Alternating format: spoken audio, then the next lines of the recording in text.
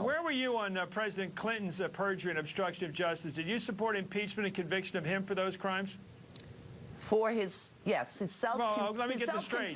It's a high crime if a Democrat does it, but if a Republican does it, it was what? A prosecutorial overreach. Chris, he admitted to committing perjury. Right. What?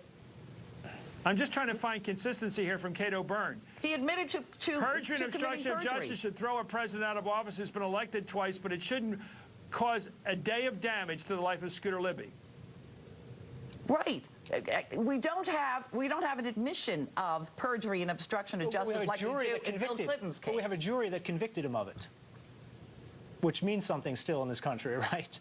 I mean, we have a jury that convicted him of it and a Bush-appointed judge that sentenced him and said the case against Libby was overwhelming. And we have presidential pardon authority that is plenary in order to right injustices. Right. So your argument is that anyone that was convicted of over 3 years for obstruction of justice should now, their sentence should now be commuted by President Bush. I do think President Bush, just like President Clinton before him, prior to his pardons on the way out the door, should be far less stingy with the presidential pardon authority. I just remember, you know, Kate, inconsistency is the world we look at here in Washington, but 50 Republican senators voted to remove Bill Clinton from office for perjury and obstruction of justice, to kick him out of the White House he'd been elected to.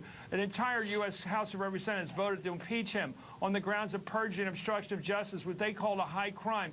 And now, when Scooter Libby, a Republican, is found guilty by a jury of his peers for those exact charges, you and your crowd stand up and say, cheer, great news, let him go. It's unbelievably inconsistent. On the other hand, the Democrats who let Bill Clinton walk in their own hearts were equally inconsistent if they're out there calling for the head of Scooter Libby. This is not a town of great consistency. Well, we live in a state of permanent amnesia in Washington, I think, Chris. Well, neither side. What was that old phrase? Maybe it's sexist. What's good for the goose is good for the gander. Remember that one? We should remember that one. Thank you, Kate. You're not the only one that's wrong here.